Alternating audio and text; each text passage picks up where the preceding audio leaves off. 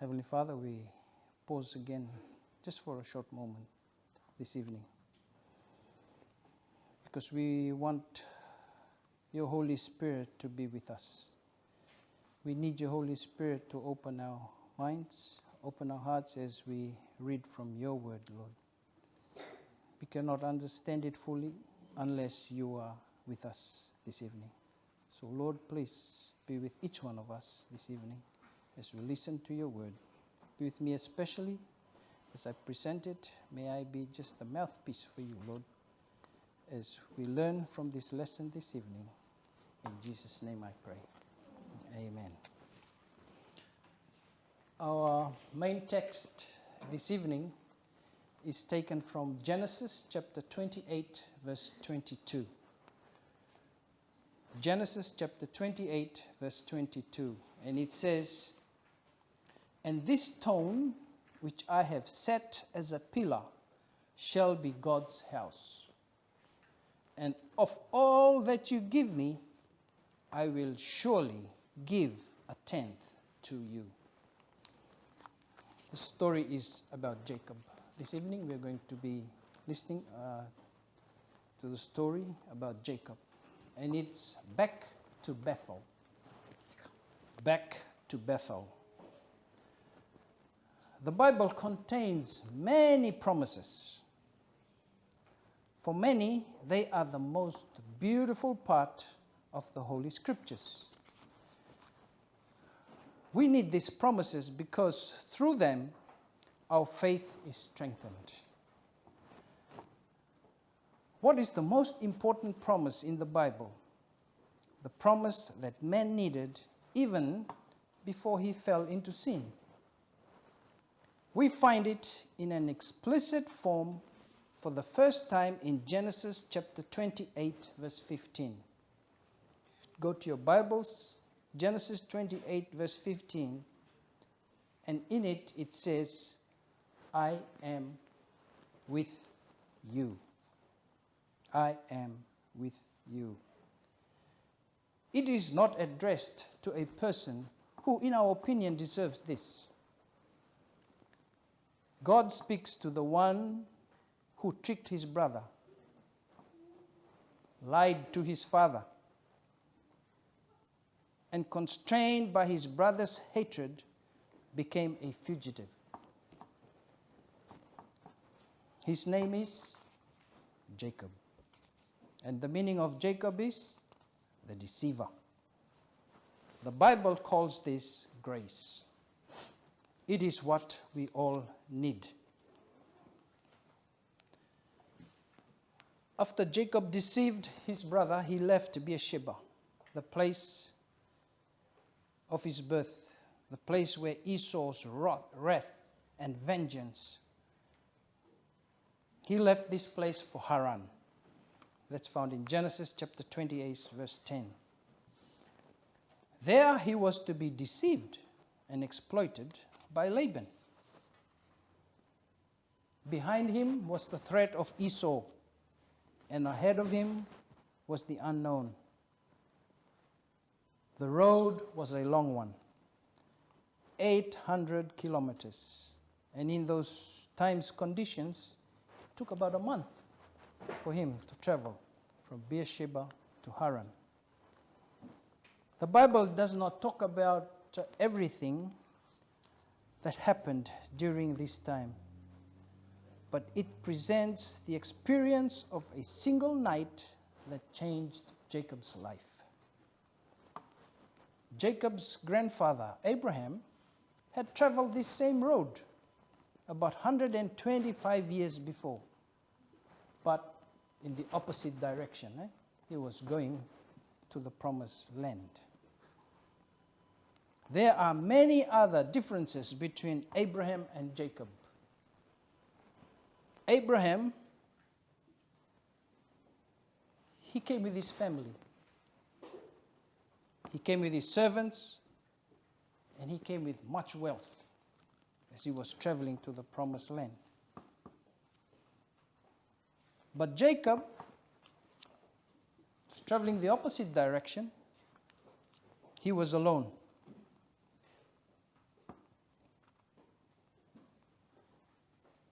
And he had nothing with him, no material support at all.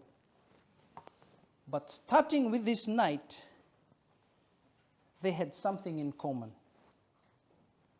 God's promises, the promised land, many descendants, and the blessing that would include all the families of the earth.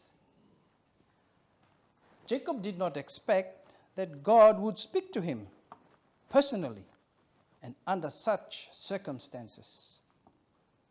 He was only 15 years old when Abraham died, and he certainly had the opportunity to learn much about the God of his grandfather and father.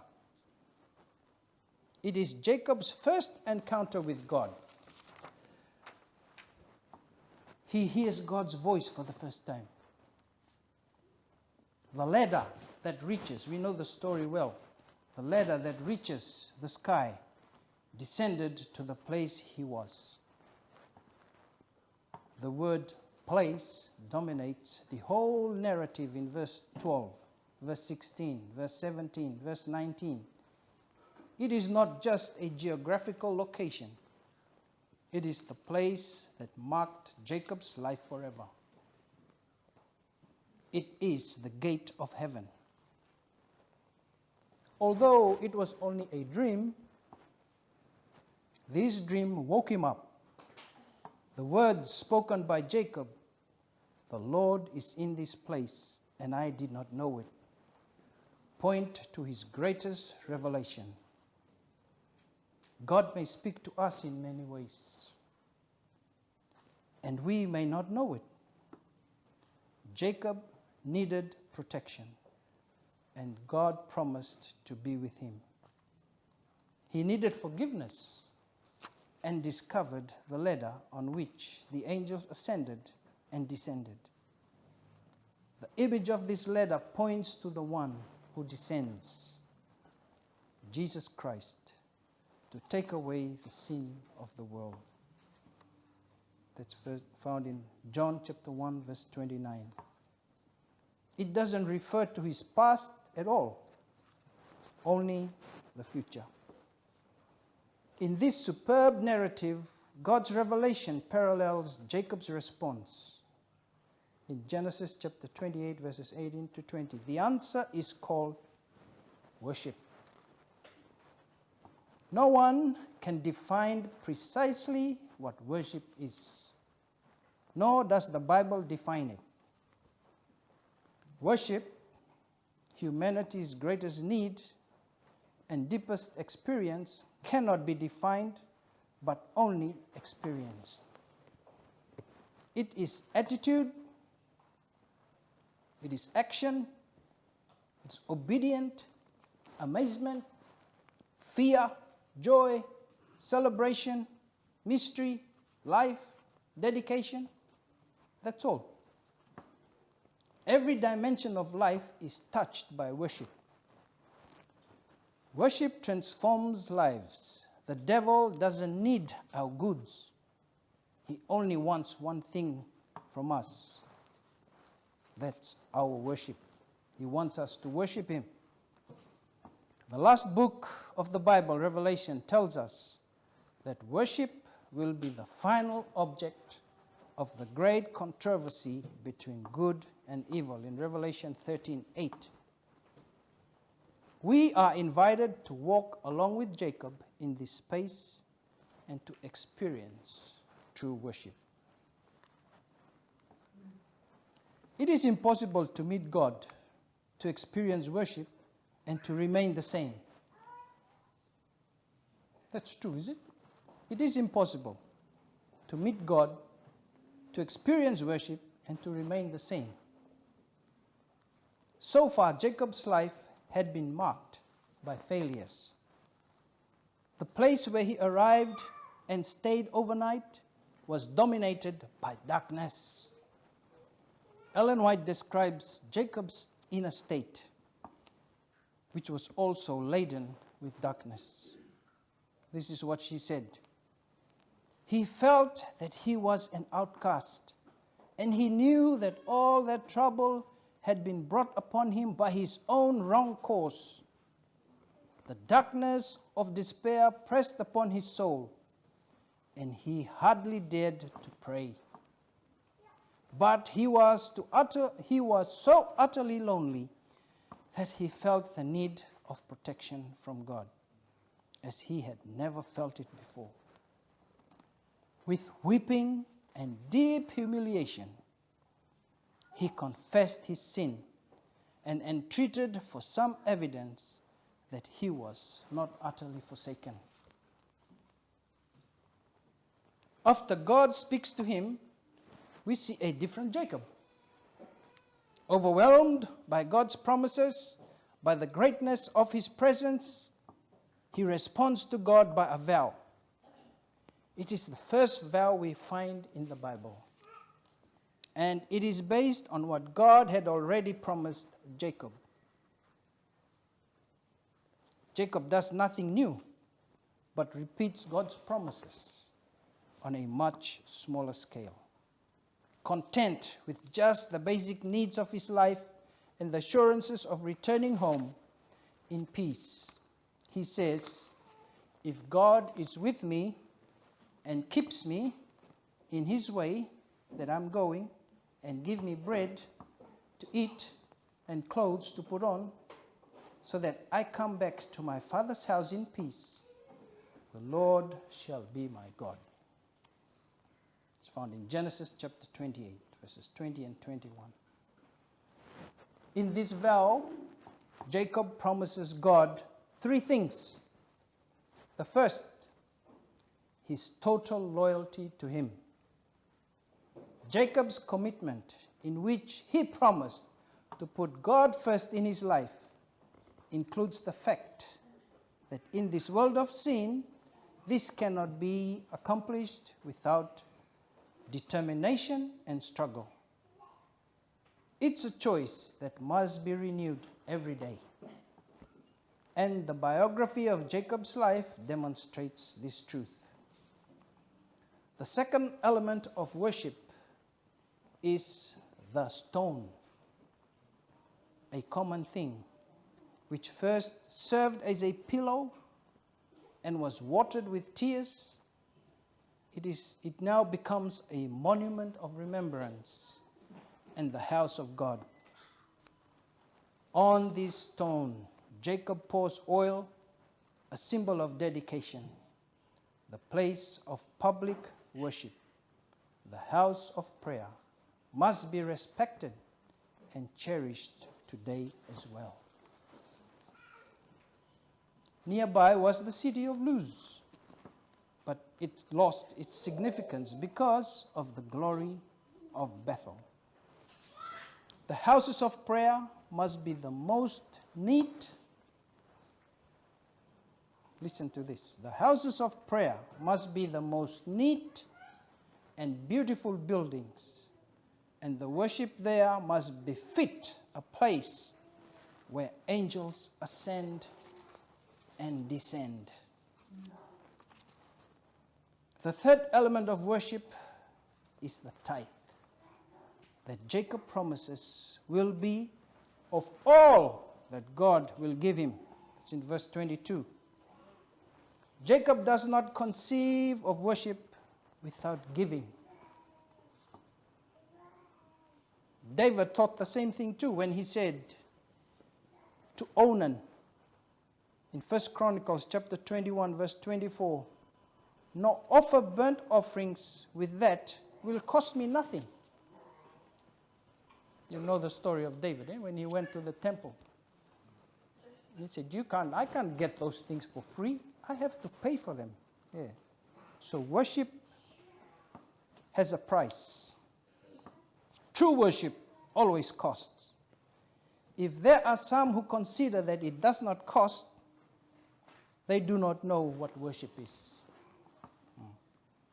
If we want to see how much worship costs, let's look at Golgotha. Our worship costs God the most. He is the ladder that Jacob saw coming down from heaven. Ellen White comments on Jacob's promises, she cannot help but say this with amazement. Tithes for Christ? Oh, shameful for that which costs so much.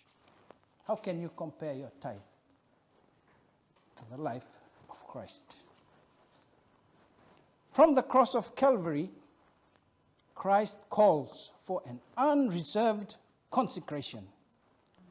All that we have, all that we are, should be devoted to God. Someone once said that everything important we need to know about God, about men and women, and about salvation is found in the book of Genesis. Here is another aspect that we cannot overlook. Many do not understand why God instituted the tithe system. They get the impression that the only reason is to support the church and its mission. When Jacob promised to be faithful in tithing, there was no organized church, no pastors, no evangelistic institutions.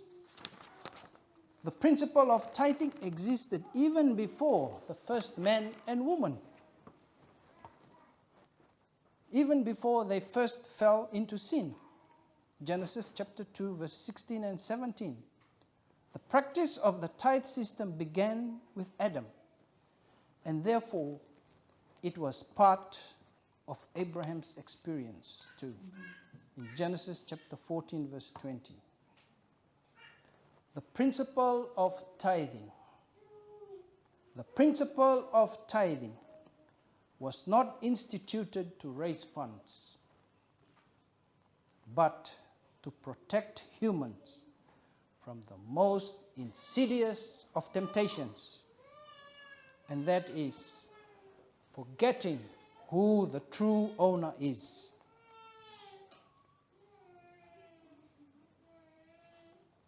Theoretically, we Adventists, we accept that everything belongs to God. But often, practically, we consider ourselves the owners. When this becomes a reality, everything changes in life. Some have wondered, however, to whom did Jacob return his tithe, which we know about Abraham? The answer is simple and should be kept in mind by any worshipper. Jacob returned his tithe to God. We always return our tithes to God.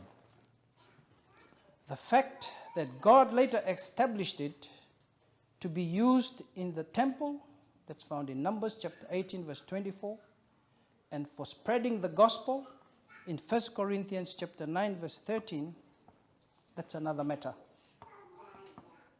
But He is the true owner. The tithes has the role of putting order into our material world, putting God first place in a practical and tangible way. Tithe has the role of putting order in our material world, putting God first in place in a practical and tangible way. Just as the Sabbath has the role of putting order in the administration of time. Both these institutions, tithing and the Sabbath, have the role of protecting us from idolatry. Both belong to God. Both are holy. Both express our dependence on God, and both remind us that God is the source of all blessings. Each of us, like Jacob, passes through moments in which we promise God consecration and faithfulness in all areas of life. But as we have already mentioned, in order to preserve our consecration, we need vigilance, determination, and daily struggle. God was with Joseph. God was with Jacob. But this does not mean he was free from trouble, distress, and even failure. That's why Jacob had to pass through a new experience. It is the agony of another night when God, wearing a human body, descends to be with him. Here we see again how difficult it is for us to give up control of our lives and let God be its master. There are so many paradoxes in this unique story. First, that the Almighty God fights all night with Jacob, a fist of dust, and cannot defeat him. It took a supernatural touch for Jacob to give up, and his defeat becomes a victory. After meeting God, meeting Esau becomes one of the most beautiful and emotional experiences of his life. The real problem, here's the real problem, is not outside of him, and it is not Esau. It is about letting God be the leader of his life. There are many lessons for us in Jacob's biography, but let's stop at just one episode. In chapter 35 of the book of Genesis, once again, it's a sad story. When we look at Jacob's family, we find that all the worst things in this world are happening in his family. Seeing your only daughter mocked, being lied to by your children, and the cruelty manifested in Shechem show the brothers' true character. Jacob is horrified when he sees herds of animals entering his yard, children crying and wives screaming. There is a new crisis in Jacob's life. At the same time, we see God struggling by his grace to bring transformation and change to this family that was to become his people. That is why God intervenes and speaks to Jacob again. In Genesis 35 verse 1, he says to Jacob, "Arise, go up to Bethel and dwell there, and make an altar there to God, who appeared to you when you were lied to, when you had fled from the face of Esau, your brother." Why at Bethel? Bethel dominates the whole chapter again. It is the place where God was first revealed to him. It is the place where Jacob made the first vow of his life to God. There God promised, "I will be with you." 10 years have passed since Jacob returned to the land of Canaan, just 30 years after leaving home. But he stopped in Shechem, perhaps forgetting about Bethel. But returning to Bethel involves a less enjoyable work. Jacob knew that things were not in order in his family, but he tolerated them. Until now, he always went alone to meet God. But this time, he refused to do it. He realized that he is losing his family, which is why this time his courage is unprecedented, and he demands that everyone participate in this event. He knows that worship requires renunciation, cleansing, and consecration, so he commands. In Genesis 35:2, he tells his family, "Put away the foreign gods that are among you. Purify yourselves and change your garments." What keeps us from putting God first in a tangible way? By tithing, sacrificing for God's house, the place of worship, and also for world vision. What keeps us from that is idolatry. It can be the idols of materialism, selfishness, self, or any other form. But let's not forget, idols destroy our lives and families. They are cruel. They demand everything from us, and they don't offer us anything in return. Jacob had the courage to say that he no longer wanted such things. The idols were buried under the oak near Shechem. It's found in Genesis chapter 35, verse 4. Arriving at Bethel, he builds the altar, prepares the sacrifice, and gathers his family around the altar. The sermon Jacob gave there could not be forgotten by anyone, because it was anchored in the experiences of his life. "This is the place," he says, "where God spoke to me for the first time.